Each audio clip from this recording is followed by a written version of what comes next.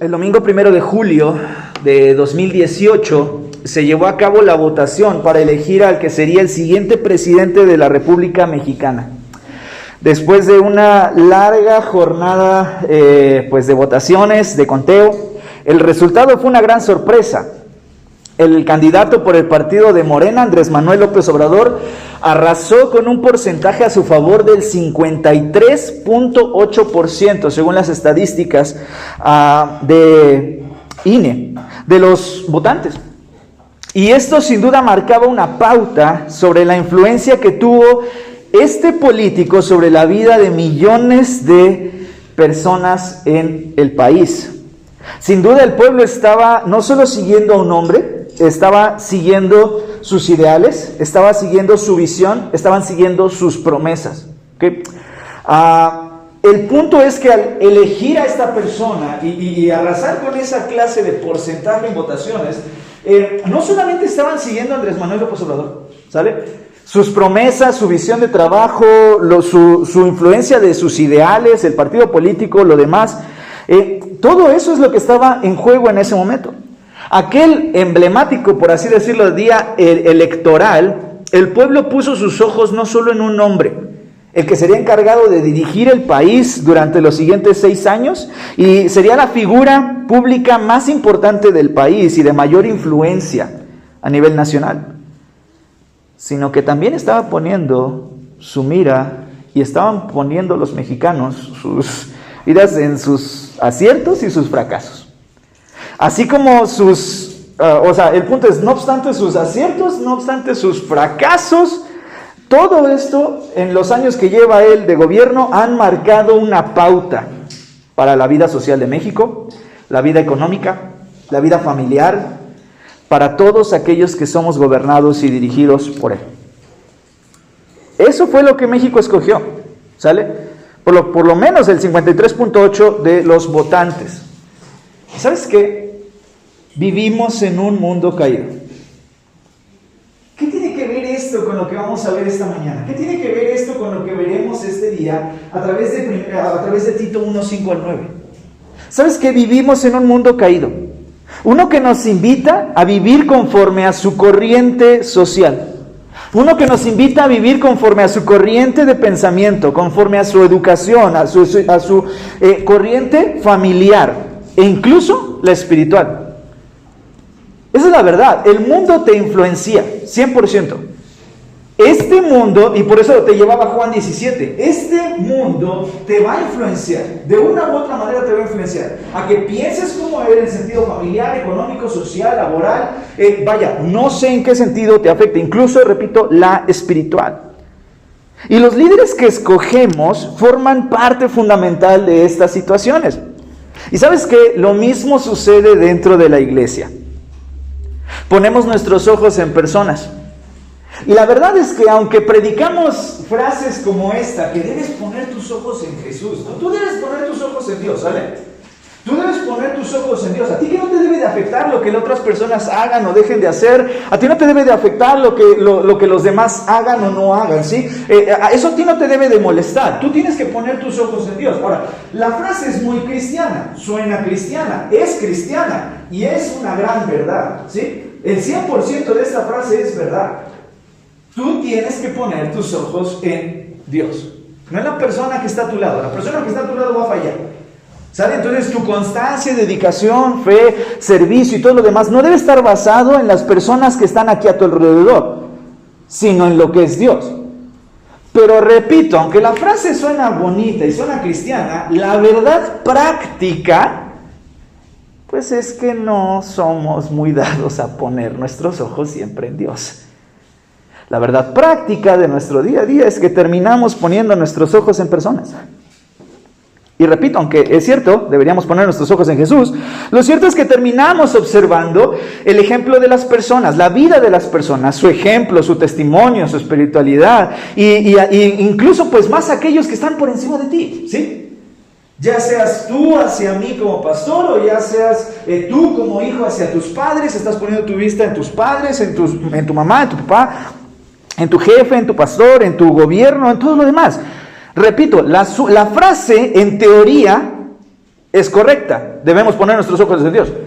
En práctica, tendemos mucho a poner nuestros ojos en la gente, en su ejemplo, su testimonio, muchos demás elementos.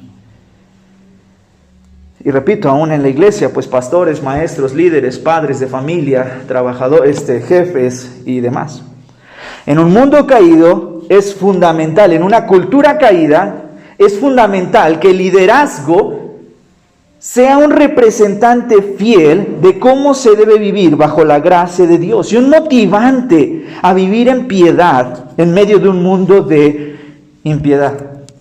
Lamentablemente sucede exactamente lo mismo que Ezequiel diría, ¿sabes? Si tú vas a Ezequiel, ahorita no vamos a ir por ahí por tiempo, pero si tú vas a Ezequiel te vas a dar cuenta cómo es que Dios está enojado y está diciéndoles cómo es que busqué entre alguien de todo el pueblo que hiciera vallado, una brecha, y no encontré ninguno. Y Dios estaba buscando entre los líderes, entre los príncipes, entre los reyes, entre los sacerdotes, entre la gente que se supone debería marcar la diferencia. El trabajo de los sacerdotes era más que solamente ir y matar el animal y ponerlo en el fuego y descuartizarlo y eso. No. El trabajo del sacerdote implicaba el vivir de una manera que la gente alrededor se apasionara por lo que sucedía dentro del tabernáculo o dentro del templo eventualmente.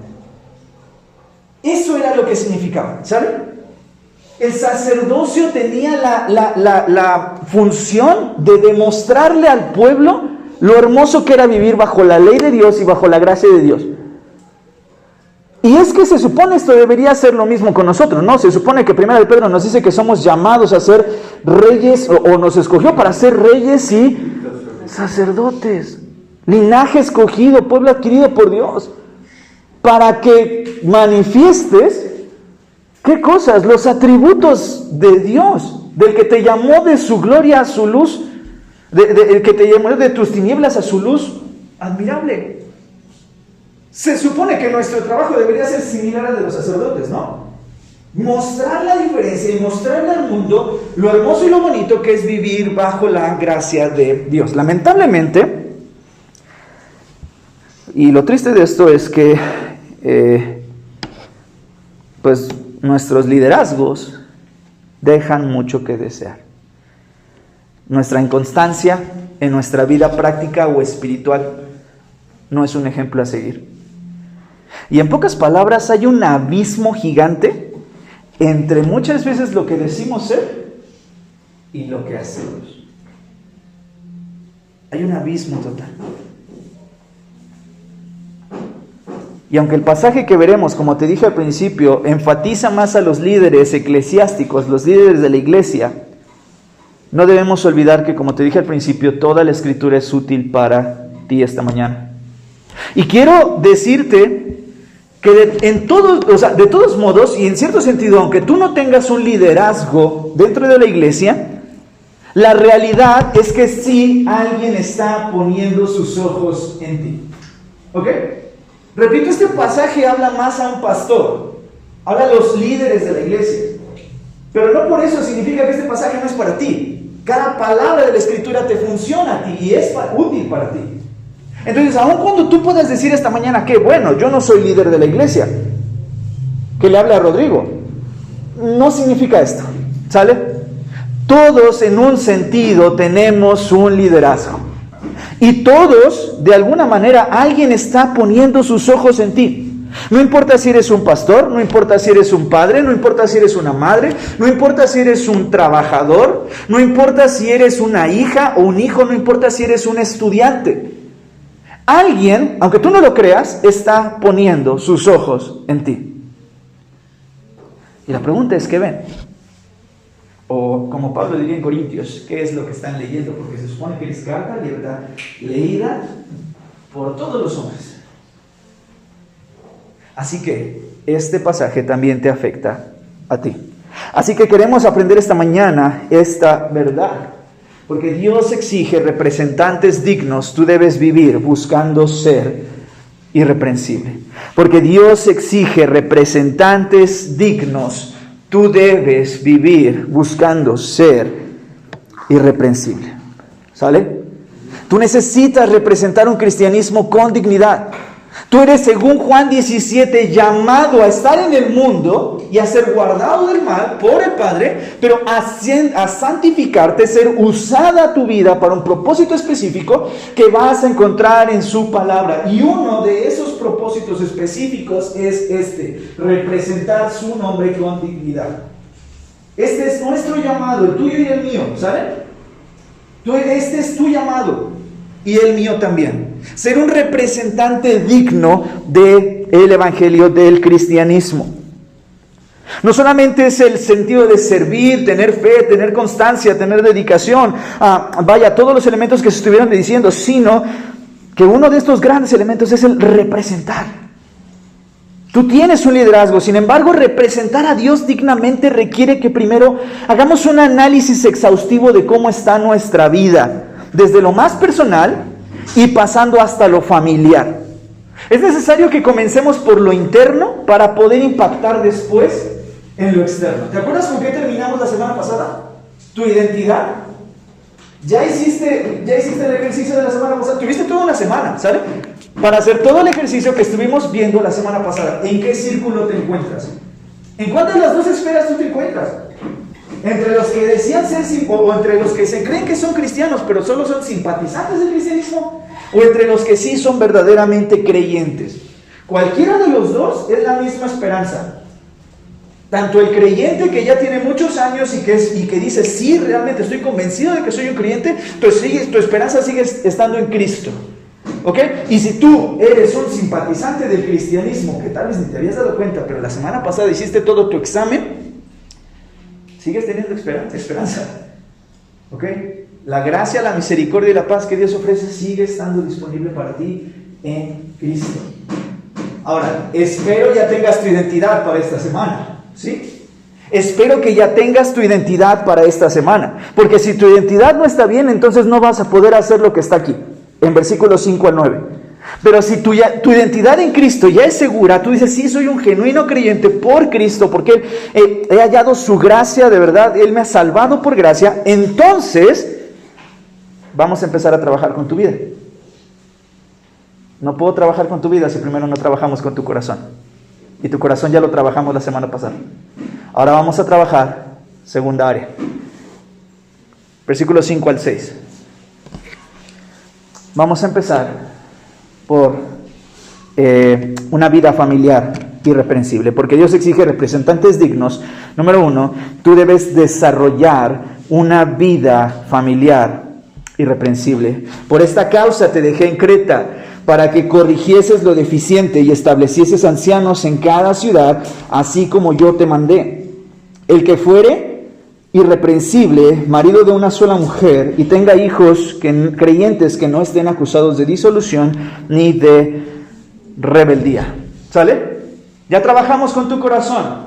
¿Significa entonces que la vida cristiana es una vida de muchas emociones, bien bonito? ¿Qué cantos tan preciosos tenemos? No. Esa no es la vida, ¿sale? Esta es la vida cristiana. Hay cosas prácticas que eres llamado a hacer. Hay ciertas cosas específicas prácticas que eres llamado a hacer, sí.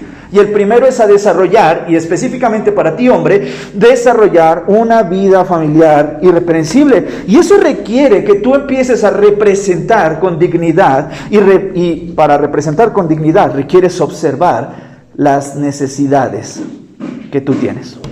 Una necesidad, nota lo que está pasando en el texto. Por esta causa te dejé en Creta, para que corrigieses lo deficiente. ¿Ok? Para que corrigieses lo deficiente. Una necesidad nos habla de una carencia, nos habla de un defecto, de una falla, de la ausencia de algo. Por eso se llama necesidad. ¿Ok? Si no fuera de esa manera, si no fuera una necesidad, se supone que todos estaríamos completos, estuviéramos bien, no necesitaríamos este pasaje. ¿Sale? Si todo estuviera bien en nuestras vidas, no necesitaríamos este pasaje, no estaría. Pero está porque, de alguna forma, Pablo está diciendo, y Dios asume ahí problemas y carencias que hay en nosotros. ¿Y desde dónde comienzan esas carencias? Desde casa. Hay fallas. ¿Ok? Así que te invito a tener la humildad esta mañana junto conmigo para poder detectar esas fallas. Porque si hay, repito, algo que corregir, es porque entonces hay algo que no está completo, hay algo que no está bien, hay una necesidad, un defecto, una falla. Y Pablo está observando esas fallas. Pablo está observando las fallas o necesidades que hay en Creta. ¿Y cuáles son específicamente? Iglesias que han sido establecidas, pero que los cristianos no están viviendo como se esperaría. Y lo más preocupante es que estas iglesias carecen de liderazgo, y los pocos líderes que hay son exactamente igual que cualquiera de la gente congregante y cualquiera de la gente en la calle, de la sociedad de Creta. Así que en pocas palabras, repito, o no hay líderes, o los que hay son iguales a todos los demás. Hay una deficiencia, y Pablo está percatándose de este problema, y ahí es donde surge el ministerio de Tito. Corregir. Así que, desde aquí empezamos ya a ver un elemento. Y es necesario en nuestras vidas corregir. Te invito a que esta mañana puedas tener junto conmigo esta humildad para decir dónde hay las áreas que en mi vida se tienen que corregir. Porque puedes estar aquí esta mañana, y no porque estés en esta mañana aquí significa que todo está bien en tu vida. Tal vez tú puedas decir, yo no estoy pecando de la manera que otros hermanos están pecando. Y eso puede hacerte sentir superior esta mañana. Porque tú no tienes los pecados que tienen otros, ¿no? Porque tú no fallas en las cosas que otros fallan.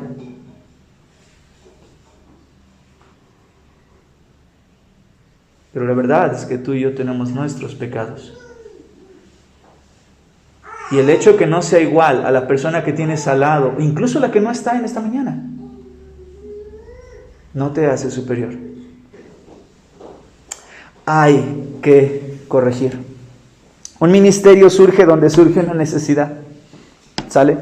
Un buen amigo me dijo esto hace muchos años. Y hay una gran verdad. Es preocupante que como cristianos pasemos por pasillos de la iglesia semana a semana y nunca tomemos el tiempo para observar dónde están nuestras carencias, dónde están nuestros errores, dónde están las áreas que es necesario corregir en nuestras vidas.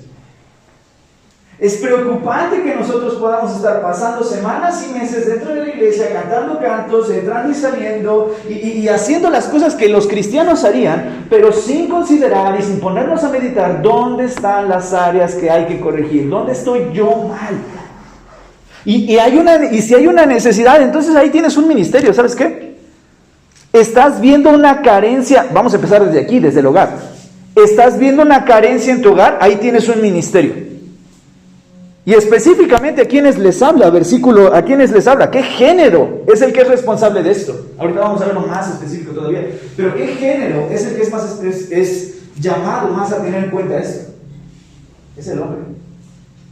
¿Ok? Así que es tu responsabilidad observar y ver dónde están esas carencias. Y ahí tienes un gran ministerio.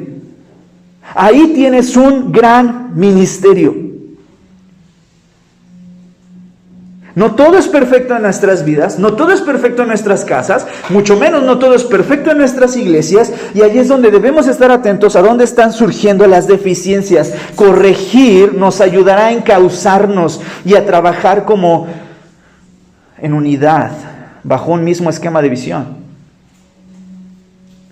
Solo así vamos a poder trabajar combatiendo el libertinaje, si comenzamos primero por observar las deficiencias que hay en nosotros. La primera forma de trabajar con el libertinaje no es señalando al que está haciendo algo mal, no es señalando a la otra persona, ya sea un hermano, ya sea un creyente, ya sea un miembro de esta congregación, ya sea una gente que no sea miembro de esta congregación, ya sea otra persona que es tu vecino, tu conocido, tu amigo, y diciendo, mira qué mal estás, ¿por qué estás haciendo esto? Esta no es la forma primera de trabajar. La forma primera de trabajar es, espérate, antes de decirle a alguien más lo que está haciendo mal, ¿qué estoy haciendo mal? Yo. Corregir lo deficiente. Ahora, no solamente eso, sino que de hecho versículo 6 dice que debemos buscar ese liderazgo de integridad. Representar con dignidad requiere establecer un liderazgo de integridad. Versículo 6, el que fuere, ¿quiénes son? ¿Cómo deben ser esos líderes? El que fuere irreprensible, marido de una sola mujer, y tenga hijos creyentes que no estén acusados de disolución ni de rebeldía. Ok, entonces, ¿quién es el primero y más grande responsable de trabajar contra el libertinaje? Otra vez, los hombres. ¿Ok? Este es el primero, y así es como debe de ser. ¿Ok? Entonces, atacar la impiedad y el libertinaje requiere que nosotros, principalmente como hombres, y repito, aun si tú no eres hombre esta mañana, también es para ti, observa dónde están tus deficiencias, ¿sale? Observa dónde están tus errores, tus carencias. Pero el punto es más principalmente para los hombres. Y no solamente para observar nuestras carencias, sino que atacar el libertinaje y la impiedad de nuestra cultura requiere líderes que vivan en piedad y no dados al libertinaje. Sin embargo, esto comienza desde el hogar, ¿ok? Esto comienza desde el hogar. No comienza en la calle. No comienza con la gente allá afuera. Comienza desde nosotros.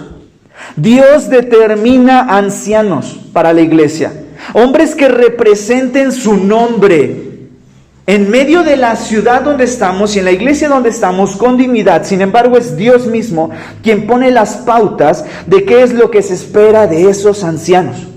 Hombres que estén desarrollando una vida familiar íntegra. Y Pablo especifica que sea marido de una sola mujer, lo cual requiere que el que está establecido como anciano, por así decirlo, tenga un concepto claro acerca de la santidad del matrimonio. Tenga un concepto claro acerca de la santidad del matrimonio y esté ejerciendo santidad en el área más íntima, que es su relación con su esposa. Esto es lo primero que se exige. Y repito, aunque sí el pasaje aplica principalmente de manera más enfática a aquellos que son los ancianos de la iglesia, este pasaje sigue siendo para ti. Y si tú eres hombre esta mañana, tú tienes una responsabilidad que comienza desde tu cuarto matrimonial, desde ahí. Es imposible que nosotros podamos salir incluso a la cocina, a decir lo que está mal, si primero no hay una vida familiar íntegra desde el mismo cuarto matrimonial. Es entender la santidad del matrimonio, es entender con quién estás casado, es entender lo que Dios espera del matrimonio y cómo tú eres llamado a desarrollar un liderazgo en tu matrimonio santo, agradable a Dios, íntegro, que refleje las características que Cristo haría. Este era el punto desde Génesis. Este es el punto por el cual Dios te puso esa persona, para que tú ames, sirvas y trates con las mismas características, aptitudes y cualidades que Cristo haría, porque es la imagen perfecta de lo que un día va a ser en Apocalipsis. Es un Cristo que está tomando un matrimonio con la iglesia y que desde hoy le está preparando. Y a ti te pone una mujer para que tú la trates con la misma dignidad que Dios trata a su iglesia, que Cristo trata a su iglesia.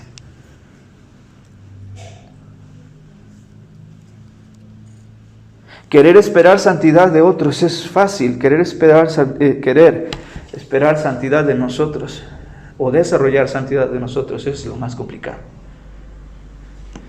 Y donde tienes un gran reto es desde tu cuarto matrimonial. Por otra parte, se espera que los hijos estén caminando bajo los mismos estatutos que sus padres. Una fe genuina, un testimonio genuino, ¿verdad? Que tenga hijos, no solamente que tenga hijos, sino que ¿cómo sean esos hijos? Creyentes, versículo 6, y que no estén acusados de disolución ni de rebeldía. ¿Ok?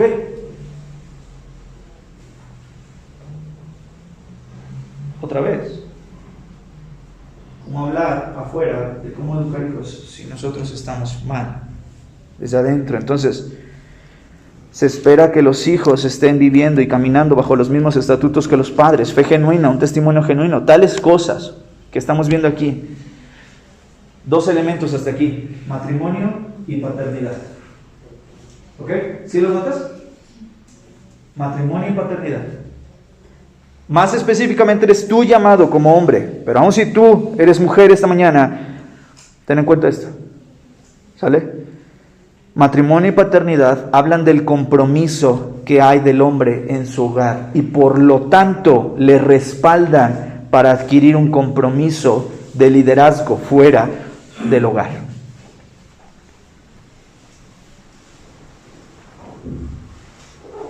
Matrimonio y paternidad hablan de tu compromiso que hay en tu casa para que entonces estés respaldado para adquirir un compromiso fuera de. Tal vez tú tienes hijos, ¿ok? ¿Qué estás esperando de aquellos que un día van a ser, por ejemplo, con quién se van a casar tus hijas?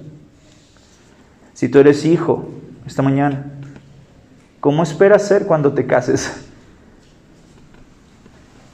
Esta es la escena del matrimonio bíblico, ¿ok? Esta es la escena de hombría bíblica.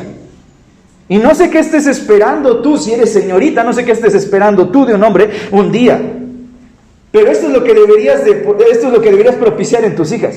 No sé tú qué esperas si tú eres hijo y tú todavía no eres casado, pero esta es la escena de hombría bíblica.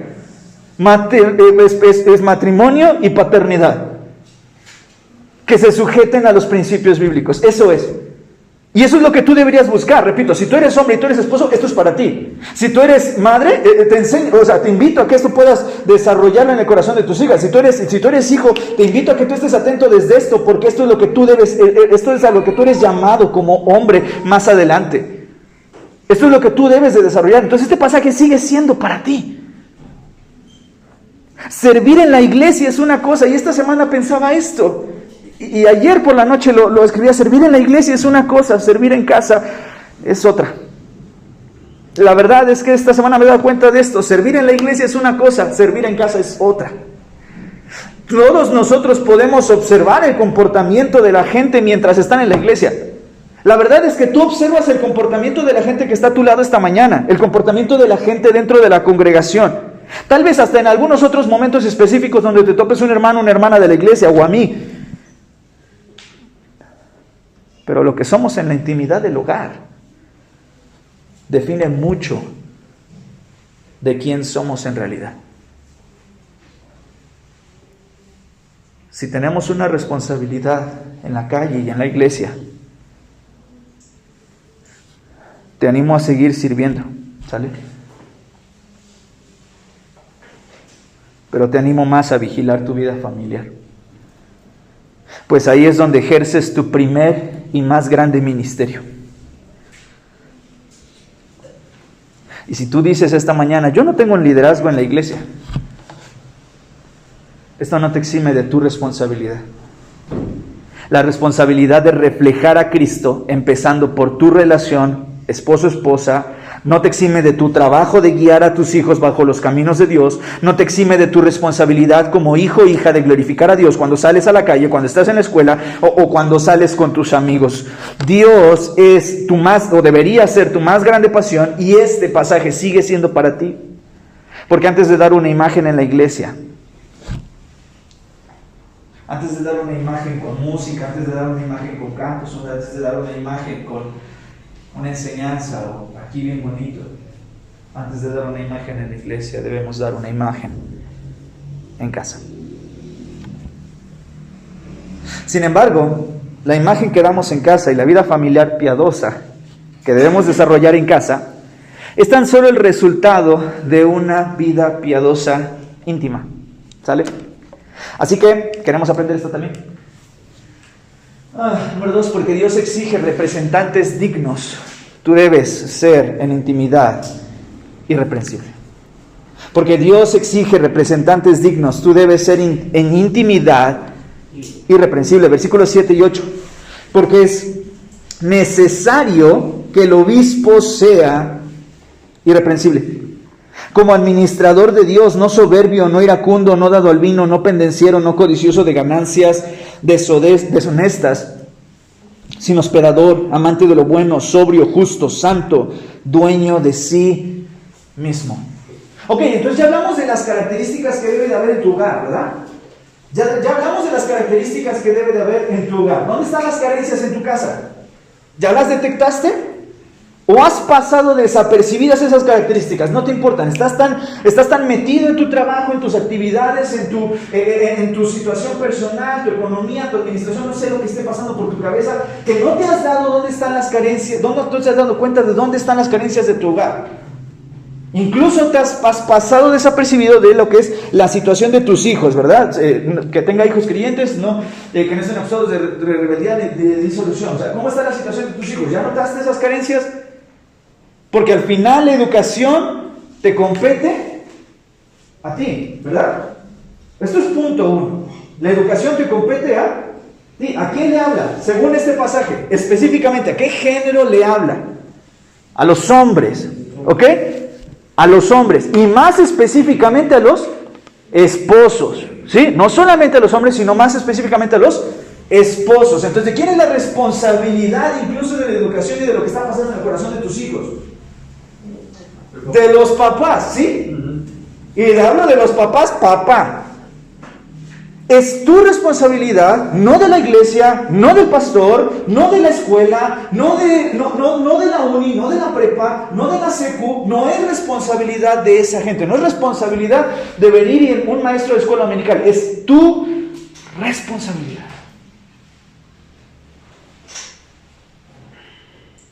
Te invito a que puedas notar esas carencias. ¿Qué está pasando en mi matrimonio? ¿Qué está pasando con mis hijos? ¿Qué está pasando con mis hijas?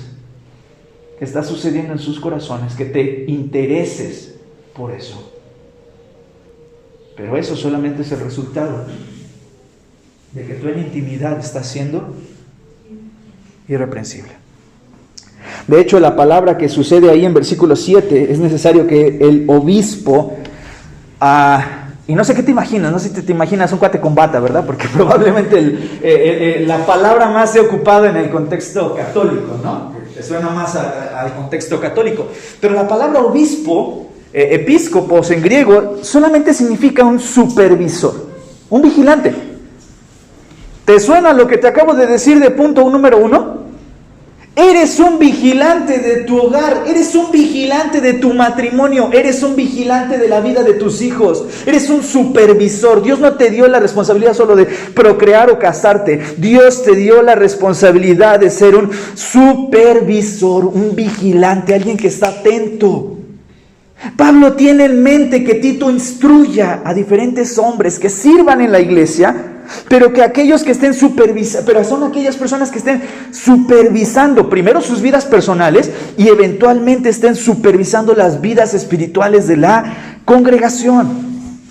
Un líder que esté supervisando si los hermanos están creciendo, si no es así, observar qué está causando su estancamiento espiritual, y muchos de ellos habrán caído seguramente en pecado. Porque de hecho ese es uno de los principales puntos a tratar. Pero se espera que aquella persona que sea puesta por líder y supervisor en la vida espiritual de la iglesia sea una que esté rechazando una vida de impiedad en su propia vida. Porque ¿sabes qué? Animar a rechazar el pecado en otros comienza por un rechazo al pecado en nosotros. Animar a rechazar el pecado en otros comienza por un rechazo al pecado en nosotros. Y por ello Tito necesita observar si las personas que lideran son gente que haga varias características aquí. Los supervisores son llamados a notar primero esto en sus vidas, que sean gente que no se guíe por sus emociones. Versículo 7. Que el obispo sea irreprensible como administrador de Dios, no soberbio, no iracundo. Entonces debe ser una persona que no se guíe por sus emociones. ¿No eres pastor? Ok, este pasaje sigue siendo para ti. Porque al final Dios te puso como un, según versículo 7, administrador. ¿Qué tienes que no hayas recibido? Empezando por tu hogar, Dios te dio un hogar. ¿Okay? Y lo que tienes es prestado para que tú lo administres correctamente. No solamente los 50, 100, 1,500, 2,000 pesos, 3,000 pesos que te llegan semana a semana, sino esas personas con las que tú convives, sus vidas sean administradas por ti adecuadamente. Y lo primero que se espera de ti es que no seas una persona que se guíe por sus emociones. No debemos ser soberbios, no iracundos. Tampoco debemos ser hombres que nos guiemos por nuestras pasiones, que nos cedas a tus pasiones, no dado al vino. En griego literalmente la idea es no un borracho, no pendenciero. Esta palabra significa alguien que busca el pleito. ¿Okay? Alguien conflictivo, alguien que le gusta estar peleando, alguien que le gusta estar discutiendo. ¿Cómo eres? ¿Sale? Porque ahorita es, o sea, y podemos enojarnos, ¿no? En el carro, en la calle, con la gente. Se te cruza, ya estás pitando.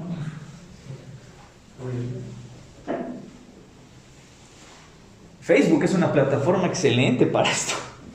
Sale un montón de gente, por todo es pleitos o ofensas en Facebook. Y Facebook es una plataforma excelente para que muchos también puedan estar buscando pleito. Y me da tristeza esto, de cómo hombres y gente que son de iglesias, incluso hasta pastores, buscan redes sociales para estar peleando.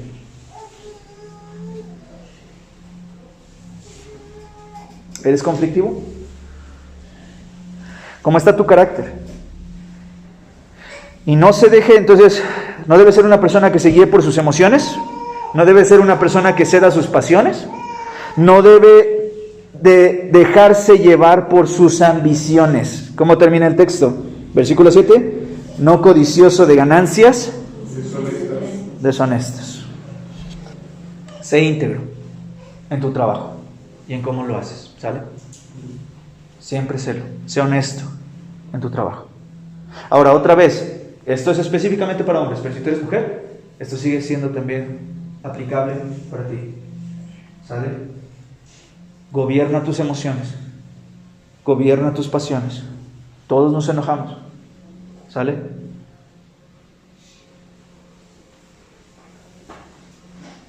No peques. Airaos, pero no peques. No se ponga el sol sobre vuestro enojo. Y es bien fácil irnos a dormir enojados, gritando y peleando. Todos probablemente nos cayeron en alguna ocasión en esto. La Biblia no dice no te enojes. En un sentido no está dando permiso a que peques. Eso no significa. Pero lo que hace la Biblia es regular aún tu pecado. No se ponga el sol sobre vuestra enojo. Literalmente que no llegue la noche, a las 9, 10 de la noche y sigas molesto. ¿Sale? Entonces, sigue aplicando para ti. Hasta mañana. Ahora, ¿qué sí debes ser? Esto es lo que no debes ser. Pero ¿qué es lo que sí debes ser? Versículo 8. Sino hospedador. Debes abrazar la piedad. No solo te invito a que rechaces ciertas cosas, sino que abraces otras. Abraza la piedad. Sé hospedador, sé amante de lo bueno, sé sobrio, sé justo, sé santo. Sé dueño de ti mismo. De manera que no se trata solo de rechazar un estilo de vida, sino de abrazar otro estilo de vida. No solamente quiero que esta mañana te quites, o sea, no solamente quiero enseñarte y decirte, es que no te debes de enojar, ¿sabes? Es que no debes de gritar, es que no debes de airarte, es que no debes de. Y no quiero que salgas esta mañana solo con el no debes de. Quiero que pienses en lo que puedes sustituir y cambiar de tu vida. ¿Ok? Entonces no solo quiero animarte a decirte rechaza esto y no hagas esto. No. Ok, sí te invito a que no lo hagas. Pero ¿sabes cómo te vas a quedar más convencido? Cuando te diga qué es lo que sí puedes hacer. Y entonces sustituye esto y abraza lo que es correcto. No solo se trata de abstenernos de una forma de actuar o de vivir, sino de motivarnos a vivir de una forma diferente. Tales líderes no solo deben rechazar el pecado y volverse personas legalistas que solo estén mirando el pecado en otros. Porque si solamente el texto se queda hasta ahí, nos va a volver así. ¿Sale? Nos vuelve legalistas que, yo no me airo. ¿Sale? Yo no me enojo, yo no grito. Yo no hago esto, yo no soy deshonesto en mi trabajo, yo no robo. Pero esta no es la idea. No solo es rechazar el pecado y volverse un legalista. Porque yo no caigo en los pecados que otros sí caen. Sino que deben ser hombres que desarrollen atributos y actitudes que son el reflejo del evangelio creciendo en su interior. ¿Cómo qué cosas? Versículo 8. Sino en amor hacia los demás, hospedadores, ¿verdad? Amor hacia los demás. Mi hermano, ¿qué tanto estás pendiente de lo que está pasando en las vidas de otras personas esta mañana? ¿Tienes amor por las personas que no han estado aquí por situación de salud y COVID las últimas semanas? ¿Te has dado el tiempo de hablar, de mandar un mensaje? Y yo necesito aprender esto también. ¿Sale?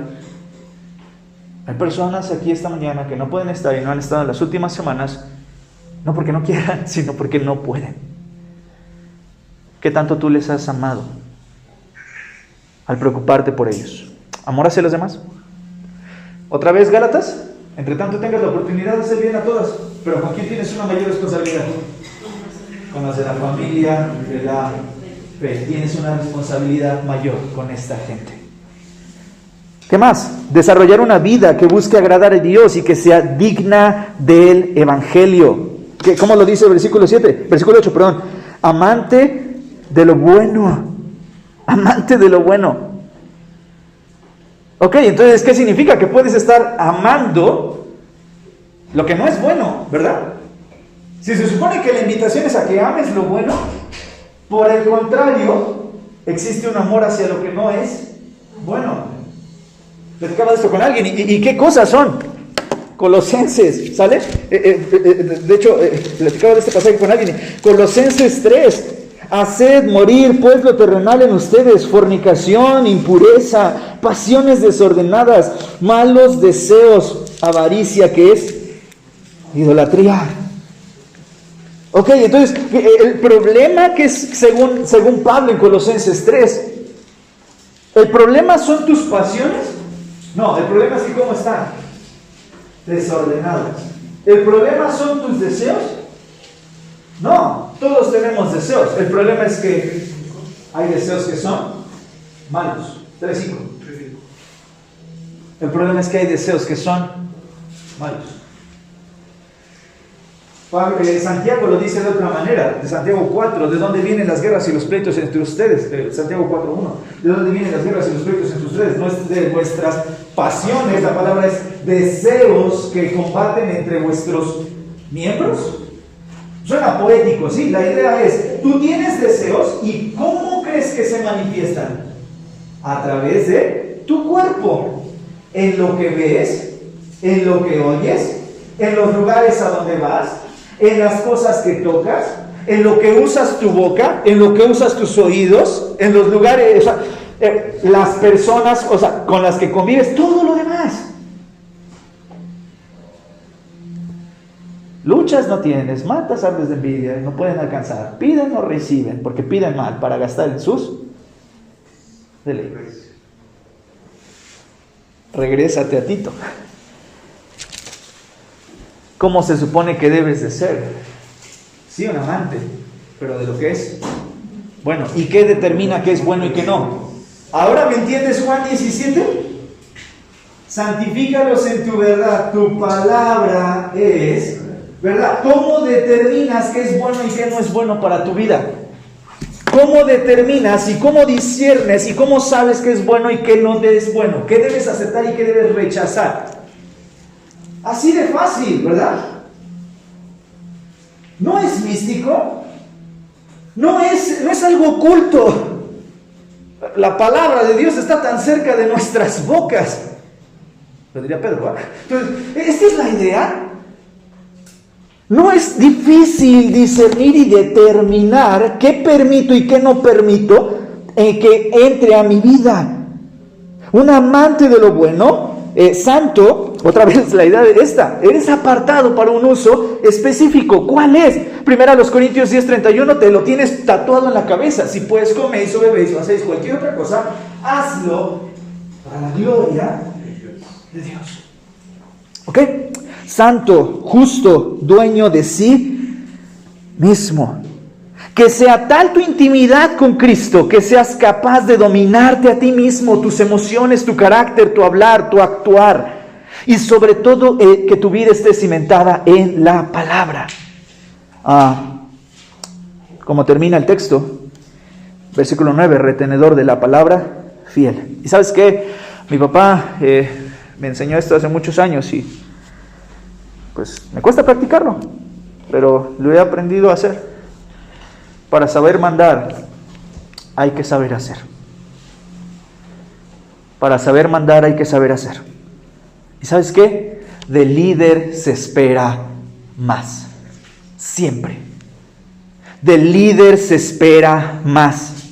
Somos nosotros como representantes aquellos que debemos desarrollar aún y de mejor manera una vida digna y espiritual del Evangelio. Para exigir una vida de piedad de otros, nosotros somos quienes debemos cultivar una vida piadosa, no solamente en lo que hacemos, sino aún más en lo interno, en nuestras ambiciones, nuestras emociones, nuestro carácter. Y esto solo surge de una palabra que esté cimentada y arraigada en la palabra de Cristo.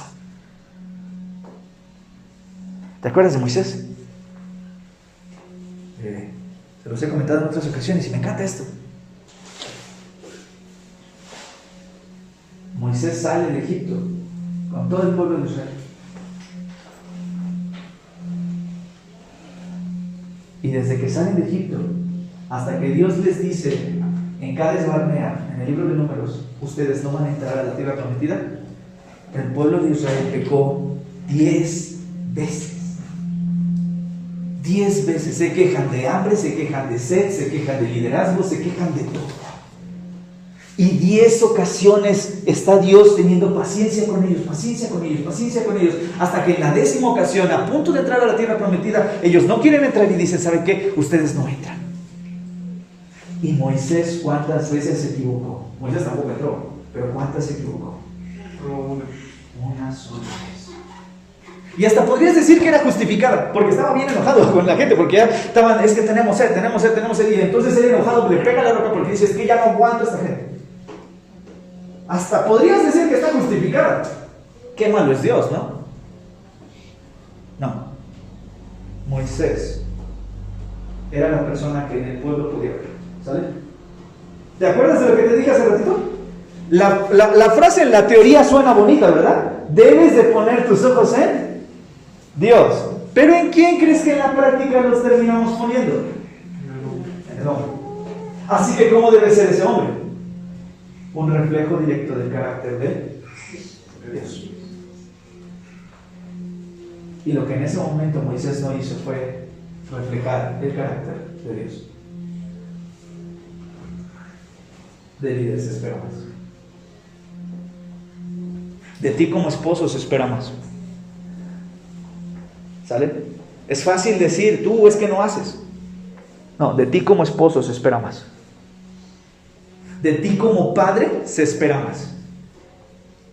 De ti como madre se espera más. De mí como pastor se espera más. Y ¿sabes qué? Aun si tú no eres padre, pastor, esposo, esposa, esta mañana, de ti como cristiano, ¿qué crees? Se espera más. Porque tú tienes un conocimiento de lo que la gente allá afuera no tiene.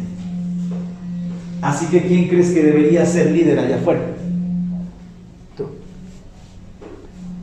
De ti y de mí se espera más, y para saber mandar hay que saber hacer.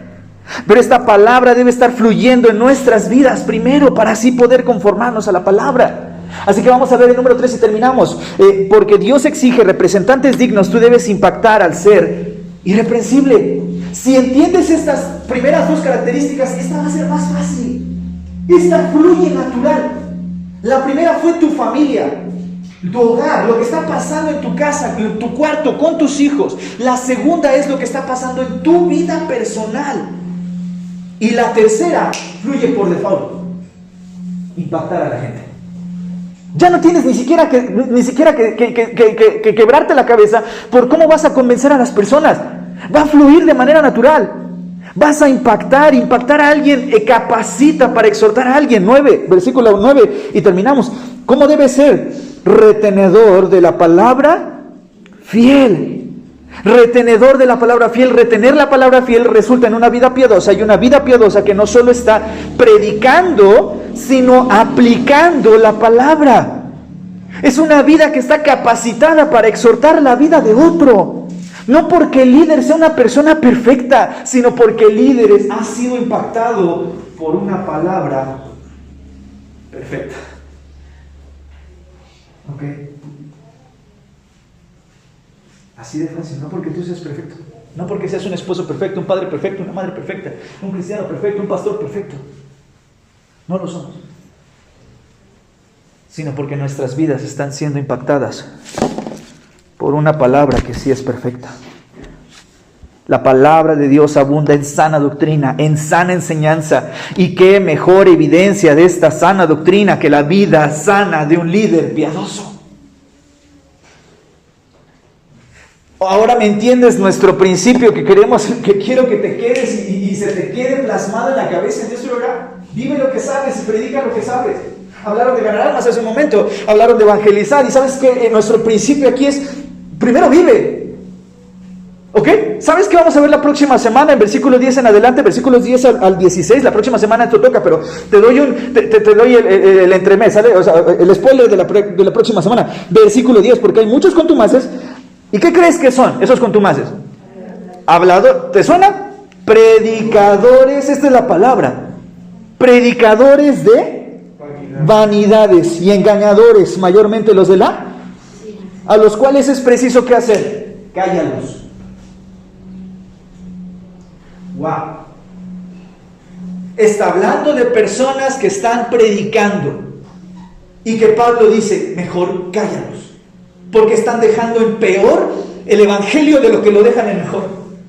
¿Ya me entendiste el formato? Versículos 5 al 9, vive lo que sabes, para que entonces, versículos 10 al 16, prediques.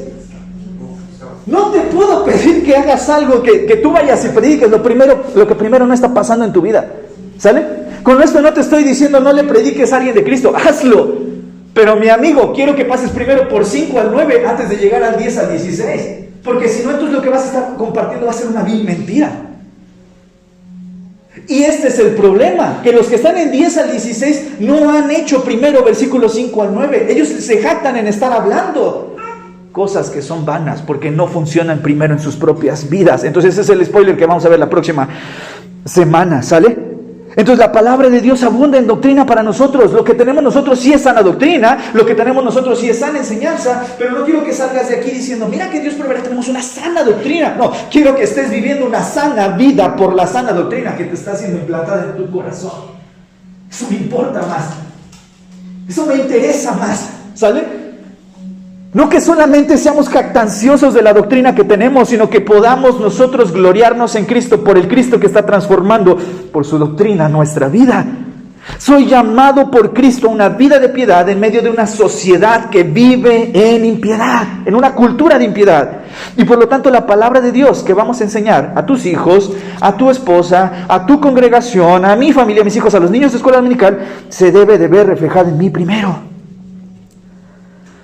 Y cuando mi vida es afectada por la sana doctrina, entonces adquiero la responsabilidad, así como la capacidad de exhortar a otro en esa misma sana doctrina. Y de esta forma evitamos el clásico: ¿y tú quién eres para decirme tal?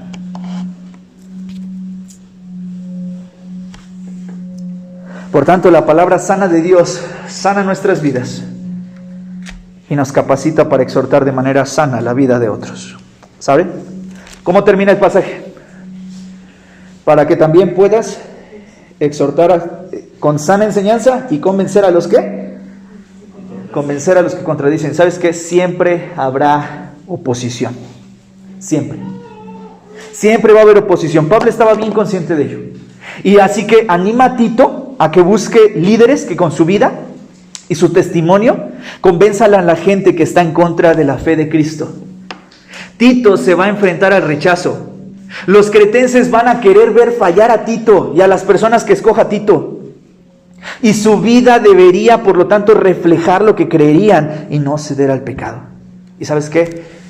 Nada mejor que una vida transformada por el Evangelio que convenza a los que contradicen el Evangelio. Todos tenemos algún primo, hermano, tío, conocido que se burla o le parece poca cosa lo que creemos. Y seguramente te han tomado por ridículo por creer en lo que crees. Extrañados por lo que haces o cómo vives. Y sin duda como cristianos nos enfrentamos a una cultura que querrá vernos fracasar. Nos enfrentamos a una cultura caída que quiere verte a ti fracasar. Dentro de 2 semanas vamos a ir por uno de mis tíos a un lugar donde él ha sido expuesto durante casi medio año a la palabra de Dios y espero verlo regresar a un lugar y pueda ver mi familia a un Dios que es capaz de cambiar corazones y transformar vidas. El mundo te quiere ver fracasar. ¿Y sabes qué es lo lamentable? Que nosotras todavía cooperamos. El mundo quiere ver a los cristianos errar. Y lo peor de todo es que nosotros todavía le echamos más la mano al mundo para decirle, sí, tú tienes la razón. Con nuestra conducta. Todavía les damos más la razón. Nosotros ayudamos a que el Evangelio llegue de manera más eficaz a su vida a través de nuestro testimonio, o nosotros limitamos la eficacia del Evangelio a través de nuestra conducta. Pero cuando vean a una persona que está siendo trabajada por el Evangelio, guardando silencio, cuando vean una vida, van a poder guardar silencio ellos cuando vean una vida en paz y dichosa. Una vida que está siendo moldeada por el Evangelio. Cuando vean padres que están desarrollando una paternidad bíblica con hijos en sujeción y amorosos. Un matrimonio en armonía, en amor y seguridad. Verán estudiantes que se caracterizan por sobresalir en su conducta y su responsabilidad. Verán trabajadores que sobresalen por su integridad. Verán pastores liderando con dignidad y con amor. Maestros de escuela dominical que guían con pasión, amor, respeto, sabiduría. Todo lo demás. Esto es lo que el mundo va a ver. ¿Y qué crees que van a hacer? Según versículo 9. Van a callar. No me lo digas. Muéstrame. Se nos fue un poquito ya el tiempo, pero te hago un pequeño ejercicio rápido, que otros ya hicieron aquí, otros que están aquí esta mañana ya lo hicieron en una ocasión. ¿Ok? El día está caliente. Estoy escribiendo una novela, un cuento. El día está caliente. Hacía mucho calor. Ya te lo dije. Muéstramelo. ¿Cómo lo podrías reeditar sin decir que el día está caliente? Transmíteme en un escrito que el día está caliente. ¿Cómo lo dices? Sin decir que está caliente, que hace calor. Hace mucho sol. Ok. ¿Qué más podrías decir? Hacía mucho calor. Esa tarde hacía mucho calor. Sustituye todas las palabras. Y muéstrame que hacía mucho calor. Había sombra, no había. ¿Ok? No hacía frío. ¿Alguien más? Esa tarde la temperatura era muy alta. Okay. ¿Alguien más? La calidez del sol se sentía en el ambiente. Ok. ¿Alguien más? No hacía nada de frío. Ok. Me empezaron, esa tarde empecé a sudar demasiado. Me sentía asfixiado. No podía respirar. Buscaba la sombra, pero no encontré ninguna. ¿Te gusta? Muy bien. ¿Qué te estoy transmitiendo? Lo mismo que hacía calor, ¿verdad? Solamente que, ¿qué hice? Te lo mostré, te lo platiqué de una manera que tú ya estás viajándote a ese momento. Esto es lo mismo. Es fácil decir que tenemos sana doctrina. Es fácil decir que nosotros tenemos la salvación. Es fácil decir nosotros que sí tenemos el evangelio verdadero. Ok, no me lo digas. Muéstrame. Que yo te lo pueda mostrar a ti y tú a mí. Y nosotros allá afuera. No lo digas. Muéstrame. Terminamos esto. La gente que viene detrás de nosotros son gente que batalla en su día a día con el pecado, con las tentaciones, con personas que se enfrentan a un mundo gobernado por el enemigo y que buscará hacerlos caer y fallar en su vida espiritual. Sin embargo, nosotros como hombres, cuando carecemos de carácter firme y espiritual, necesitamos el evangelio. Al final, esta tarde, o esta mañana, perdón, quiero animarte a ver esto. Necesitas el evangelio, necesitas a Cristo. Porque tal vez tú digas, que bueno, entonces no quiero ser padre, entonces no quiero ser esposo, entonces no quiero ser un líder en la iglesia, entonces no quiero ser uno de los líderes de la iglesia, porque yo no quiero, porque mi vida no es así y no quiero ser así. Y eso no se trata, ¿sale? No se trata de abstenerte del liderazgo, se trata de tomar por los cuernos el liderazgo y decir, esto es lo que Dios me dio y lo voy a desarrollar correctamente, y lo voy a hacer bien y lo voy a hacer mejor porque Cristo me capacita para eso.